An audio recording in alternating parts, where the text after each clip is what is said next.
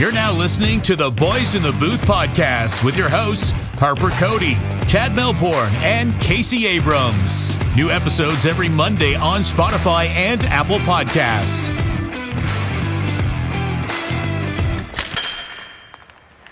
Good evening and welcome to episode 133 of the Boys in the Booth podcast. Cody, Abrams, and Melbourne joining you on this Monday evening after the opening week of NHL free agency. Guys, how we doing?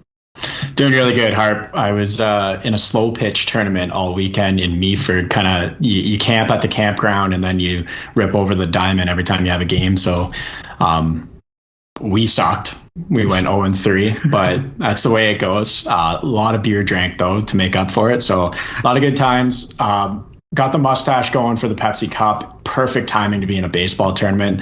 Looked like Matt Carpenter or someone ridiculous out there. So that all worked out. How you doing, Chad? Yeah, good, man. Shocker, you had a few beers this weekend. I think I texted you 16 times. I don't think I got a single text back, so that was nice. Figured you were busy. There's nothing new there.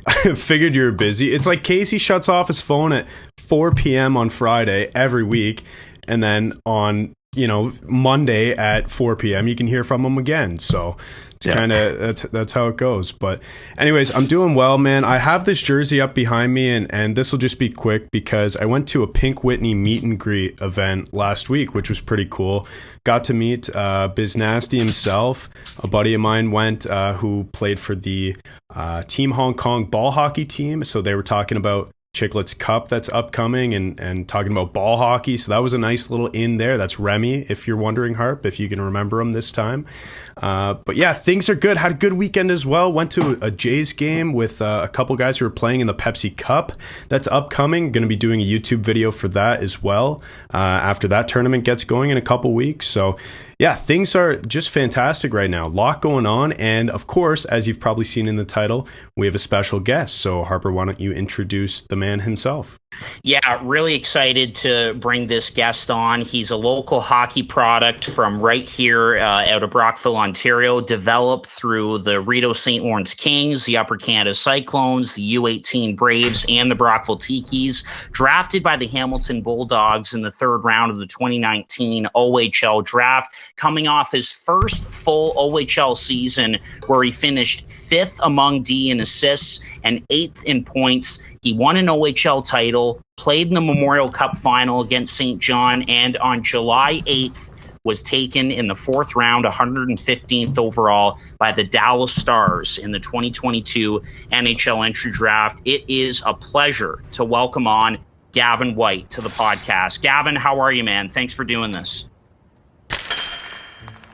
Huge shout out to SeatGeek for sponsoring the podcast. SeatGeek is a ticket app that takes all the confusion out of buying tickets. SeatGeek makes it extremely simple to buy tickets to all of your favorite sporting events, including Jays and Leafs games, and you can always find a great deal. On SeatGeek, all tickets are scored on a scale between 0 and 10, so you know if you're getting a good or a bad deal. Green is good and red is bad. Plus, Boys in the Booth listeners get $20 off their first ticket purchase on SeatGeek with the promo code Boys in the Booth in all caps. So click the link in the description to download the app, and remember to get your discounted tickets using the code Boys in the Booth in all caps. Get great seats for a fraction of the cost with SeatGeek. Summer is here, and you know what that means. Extreme sports like spikeball and road hockey have returned, and so is day drinking. The problem is we're not as young as we used to be, and these summer activities can be draining on our bodies. When you push your body hard or just feel run down, it's extremely important to stay hydrated. When you make hydration a priority, it helps you feel healthier on a day-to-day basis. Enter Liquid IV. Whether you're playing sports or nursing a hangover, Liquid IV has you covered. One stick of Liquid IV in 16 ounces of water hydrates faster and more efficiently than water alone. It contains 5 essential vitamins, B3, B5, B6, B12, and vitamin C with 3 times the electrolytes of traditional sports drinks. It's made with premium ingredients, non-GMO, and free from gluten, dairy, and soy. The kicker? This stuff tastes good too, guys. Liquid IV has incredible hydration flavors like watermelon, strawberry, pina colada, and more, but my personal favorite is lemon lime.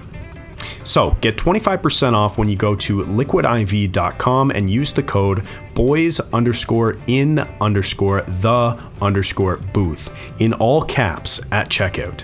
So that's 25% off anything when you order using the promo code boys_in_the_booth, all caps at liquidiv.com. Experience better hydration today at liquidiv.com. I'm doing great, guys. I really appreciate it. Thanks for having me. Yeah, of course. So, Gavin, what a successful year for you. Going into it, is there anything that you looked at that maybe you wanted to change up, or was there any one particular reason why this year was so successful for you? Like over the COVID year last year where I play any hockey, obviously, I took that pretty seriously and saw it as a way to, kind of maybe better myself when other guys weren't doing anything. So yeah, I think that really helped me. Obviously, I got in the gym a lot and got a lot stronger and faster. And then along with that, just confidence, like being an older guy in the OHL. My coach and I had a really good relationship, and he trusted me a lot, and that instilled a lot of confidence in me. And just was it once I started getting points, it just kind of happened. And getting faster was absolutely huge for me. It's funny with the COVID year off, we've talked so much on this podcast about like the impact of that on the OHL players. And most of the time when we're talking about it, it's been a negative thing. But for you, it seemed like it was a positive because you completely blew up in this second year, the full year. So things definitely worked out. Yeah, for sure. Chad? Yeah, no, I was just wondering, here's the elephant in the room. The fact that you got drafted to the Dallas Stars, and I think that's what I'm going to title this video here. So I just wanted you to take us through that, sort of if you knew that was going to happen leading up to the draft, if you had talked to a few teams, like how did it end up being Dallas? How'd you find out? Let's just go through that because it's the elephant in the room here. Yeah, it was actually kind of an unorthodox story. So about a week before, I probably talked to like 20 teams out of the 30, and nothing was really too concrete. I was a second-year eligible guy, and already being a late birth year, so I'm already 2 years older than some of the other guys, which is a negative in a lot of scouts' eyes. But I was talking to my agent. He's like, you got a pretty good chance, but it's not 100% at all. So, I was just going in, kind of thinking if I get drafted, great. If I don't, great. Just use it as fuel like I have in the past. And I was actually at the Brockville Rowing Club working out. I just about head home because my dad told me to be home for whenever the fifth round started. So right at the beginning of the fourth, I was just getting ready to leave, and I was with my buddy James Matt at the time and grew up with him. So that was pretty cool. And I got a text from my agent. He just said congrats, and I checked the NHL the website there, and my name was right there at 115. So it was pretty emotional being there with James, and we had a good embrace there. Then I just rushed home from there and saw my family, and my mom and dad were both there, and obviously it was a very special moment for me and my family. Nice. Sorry, but I started looking. I was curious because fourth round, and I think your agent mentioned. I read that he was kind of expecting between 5 and 7. So fourth round, I wanted to look up since 2010. I'm going to list off some players for you, a couple notable players here.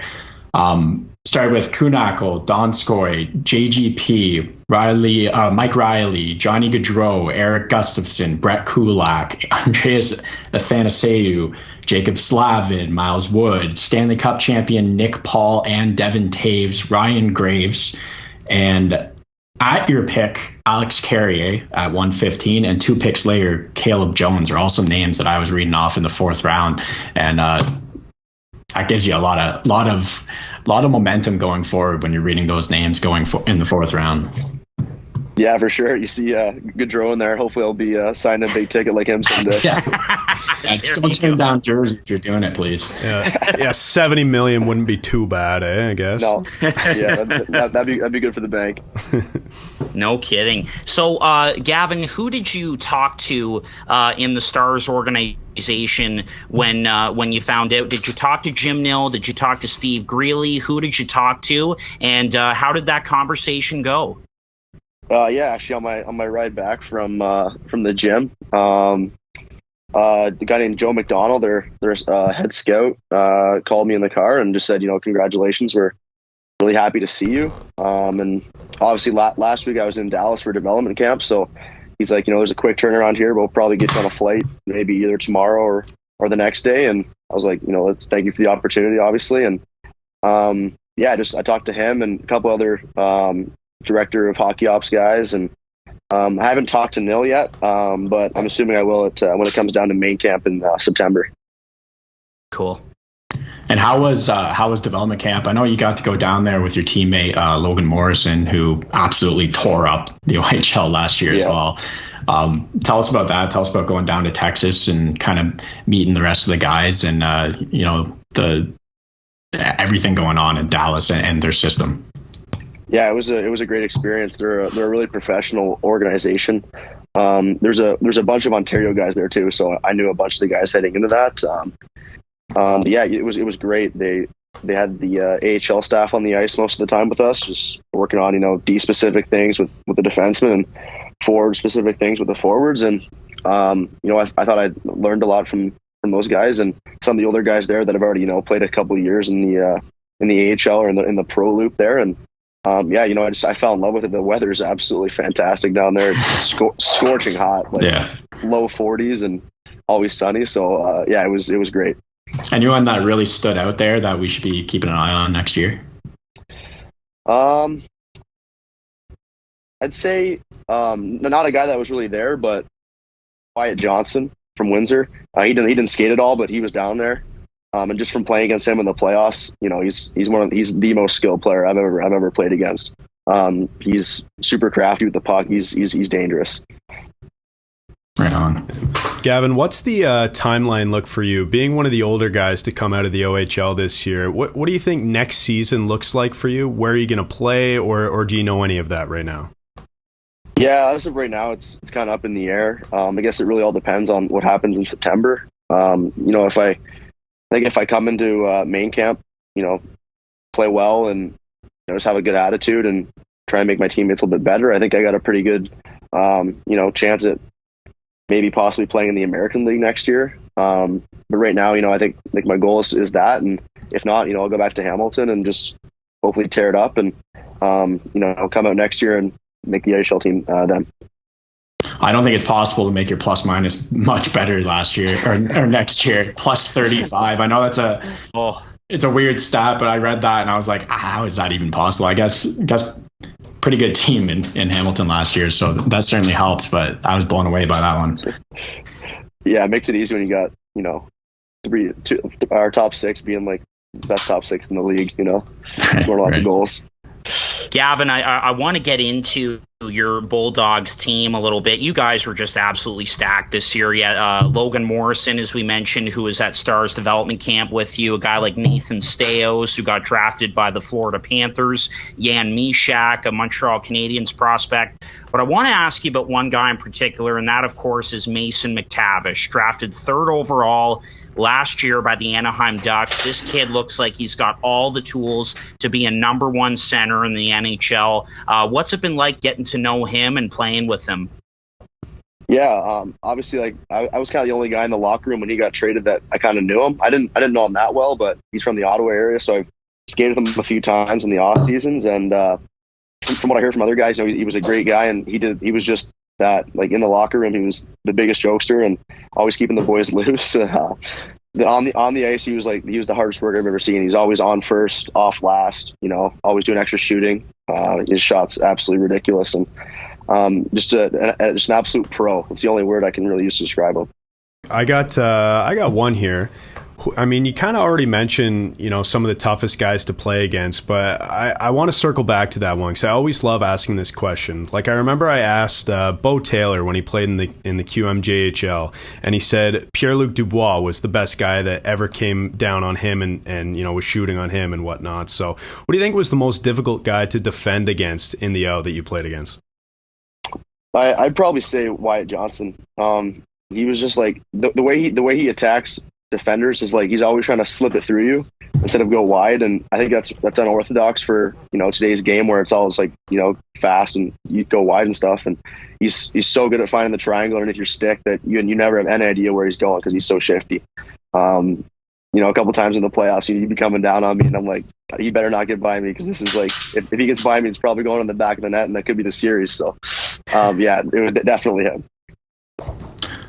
Yeah, tell us more about the playoffs. I know, like OHL champion, that's nothing to scoff at for sure. And I know you had the OT winner in Game 4 of the OHL finals, where you went on to win in 7 games, right? Yeah. Yeah, I don't know a lot about the OHL playoffs, so like walk us through a little bit, like the journey there. Yeah, the first 3 rounds we ended up sweeping all of them. We had some pretty good opponents. Like North Bay was one of the best offensive teams in the league, and we just found a way to shut them down every night, which is great because heading into Windsor in the final series, they were obviously our best test of the year, taking us to 7. We ended up losing the first game at home, which was, it kind of shocked everyone in our room. We were pretty quiet after that game, and we kind of just said, this could be a long series, so we got to kind of like bear down here and battle through it. So, obviously, like you said, in the Game 4, I scored the winner. That was pretty electric. Probably the biggest goal of my career. And Game 7, I think we had 13,000 fans in our building, which was wow, insane. Like it was crazy loud. And that game, more like, we won. Seriously, way more. In that game we won 6-1, and the energy from that crowd was just it absolutely fueled us. It was insane. Yeah, I mean, that's kind of where the conversation comes in, where everyone is saying, Hamilton deserves an NHL team with how crazy their fans are. And, you had the outdoor showcase this year, and the fans, there's 12,587 sitting outside to watch you guys play that game. That must have been absolutely electric. Yeah, it was too. Like, that was like our first hint of like actually playing in front of that many fans. And I think it gave us a pretty good taste as to what could have come in the playoffs. And they showed up in the playoffs, that's for sure. Well, you showed up in that game, that's for sure. Second start of the game with 2 apples, 5 shots. I think both your apples were off rebounds, eh? Yeah, rebounds. Yeah, that's how it's done. Seems to be a good strategy, eh? Put it on net and see if someone can bury it in the top 6, eh? Exactly. Shoot for the pads, and good forward will score. Absolutely. So we talked about, the OHL playoff journey there, but just talk about, taking the next step and going all the way to the Memorial Cup final, and just the grind that it was, and just, the physical toll it takes on you, and just that whole grind. And obviously sucks that you guys came up just short, but to win the OHL title and to go all the way to the Memorial Cup final as well. Yeah, like I think our first game there, we played against St. John, the host team, who had been off for, I think it was like 39 days or something like that before the tournament even started. And Jesus. I think we didn't really think that it would be that much of a difference, but we quickly realized in the first few shifts that it makes a huge difference. Like they were out there, like I thought they were like the Colorado Avalanche out there. They were flying around, like just making plays like that, and we were out there just like bagged, like it was crazy. But the experience was great. We obviously didn't pull it off in the final, but I think our GM had a pretty good quote after that game, and it was, "We're the champion of champions." Like we beat the WHL champions in Edmonton, and we beat the Q champions as well in Shawinigan. So, we kind of had a sour taste in our mouths after that final game, but shortly after we realized, the season was a hell of a season, and it was nothing to be ashamed of. Absolutely. Yeah, I saw the video of McTavish being the last guy on the ice there, and just being disappointed about that loss. I mean, obviously, that's got to feel so bad for all you guys in the room to get that far and then just be so close and not be able to get over the hump. Not to rub any salt in the wound here. It's just what a brutal feeling, eh?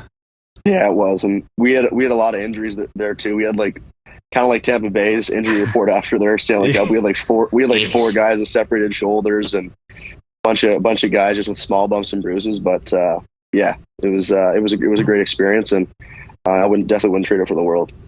Yeah, it sounds like you guys have a good mentality after. I love the GM's quote there, because like nothing worse than feeling like you left something on the table, but it sounds like you feel pretty good about yourselves, which is great. Yeah, for sure. Yeah, I had one here, Harp, before you jump in. Just wanted to ask you, Gavin, is there a particular defenseman who maybe currently plays in the league or maybe used to play in the league who you've kind of modeled your game after, as you've sort of developed? Yeah, obviously, like growing up in Brockville near Ottawa, kind of grew up watching Erik Karlsson in his prime, and I love the way he's skates and controls offense and stuff like that. And just from a young age, I've always wanted to kind of be like him, and I guess now it's starting to kind of come into fruition a little bit more than it was in the past. So just like I absolutely love watching him, the way he skates with the puck and makes plays and stuff like that. So yeah, Karlsson for sure. There's a pretty good Finnish defenseman leading the way in Dallas, in Miro Heiskanen. Just what do you think of his game and just his talent level, and how much are you going to be watching him this year to try and take some things away from his game? Well, yeah, I guess I've probably never watched a full Dallas game in my life until the bubble when they played in the finals. But I'll be watching him really close this year. When I was in Dallas last week, they were showing us a bunch of video on him and all the stuff he does well, and you don't really notice how good guys are until you watch the little things. And he's one of the best in the world at what he does. So yeah, I'll be watching him pretty close. Awesome. I got another one too. Because you have that experience playing in the O and maybe doing it this coming season too, depending on, how things go at camp and whatnot. For people who don't have the experience in and around the OHL, who have never played, like guys like us or even just fans, like, can you kind of tell us what it's like just to be a part of a team like that and, going on the road and always being with your teammates and things like that? Is there anything that stands out to you throughout your experience? Yeah, I think that the biggest thing that I learned, especially this year being my first full year, was you're with those guys and beside you for 10 months of the year, probably like 6 hours a day, and you get to become a family pretty quick. And the culture in Hamilton is fantastic. It's probably one of the best in the OHL, and we do everything together. We party together, hang out together outside the rink, and just making lifelong memories and friendships with some of those boys. Gavin, just talk about the impact that your family and friends back home here in Brockville have had on you as you've gone through your hockey journey here and then ending up being an NHL draft pick. Just talk about the impact your friends and family on your career so far. Yeah, I can't thank all of them enough. My friends and family have been my best supporters since day one. Back when I was in my early days, in Cyclones and Kings days, I wasn't like the greatest player on the team, and they'd always support me through that, and trying to give me confidence maybe when I was down. And now I can't thank them enough for all they've supported me now. When all the success has paid off, they've been there the whole time, and I absolutely love them and wouldn't trade it for the world. Yeah, talk about your dad's role in kind of working you all the way up. Your dad was my football coach and hockey coach in high school for many years, and I know what he can be like as a coach. He's certainly hard on us sometimes, but always knew how to find and pull out the best out of kind of everyone. So talk about your father, Steve. I think you just hit the nail on the head there. He was really hard on me growing up, and at some points I think I thought maybe he didn't like me or something like that, but now I look back at it and I agree with all he did, and I knew he was doing it because he wanted me to be successful, and I can't thank him enough. And he's been my biggest supporter. He comes to like all of my games, even on the road. He's driving all over Ontario just to come watch me play, and I think he's been my the biggest factor in my hockey career. Yeah, that's awesome. Yeah. Gavin, I've got one here. I'm just looking at your Elite Prospects page right now, and it has it listed here as Brockville Tikis in the CCHL 2, but it doesn't have any stats for that year. Did you play for the Tikis, or what's that about? Yeah, I played 3 games in the playoffs for them. Okay. It's the Perth Blue Wings. After my U18 year, I think they were still in the playoffs, so I just went up to there and played a few games with them. Do you remember how many points you had in the playoffs? 0. So just to get this on record here, NHL draft pick Gavin White has fewer points than Casey Abrams playing for the Brockville Tikis. Just want to point that out. Just putting that out there. Just want to make that clear. Yeah, he has more playoff games played than me, though. Yeah, true. I'd have to check my apples, but you know what, Gavin? Maybe that's something I can say too. Maybe I have one apple from my time with the Tikis. You know what? Hearing that, I might throw myself back in the draft next year. The Winnipeg Jets did pick a guy first round who was 25 years old back in the day, so I think that was in 92. I think there's a chance. Yeah, there you go.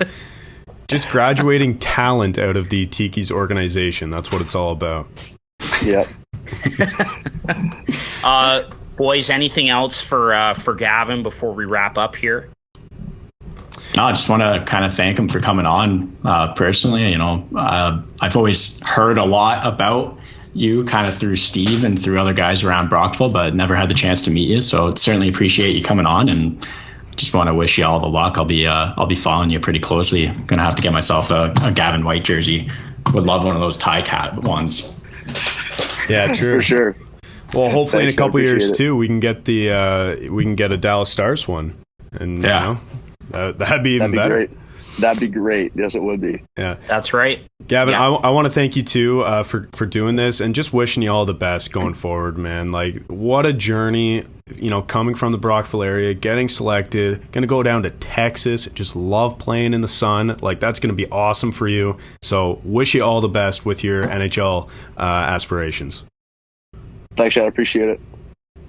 And, you know, for me, Gav, thank you so much for coming on. And, you know, one kind of cool story for me is just, you know, like I've kind of known you since you were young, and have kind of seen you grow up. And I can remember years ago when we were kids, you, myself, and Emerson going with your dad over to Brackenreed Park and hitting some baseballs, and that was years ago now, and now you're an NHL draft pick. So it's been really cool to see your journey and see your growth over these last several years, and just congratulations once again, and all the best along the way. Thanks so much for doing this.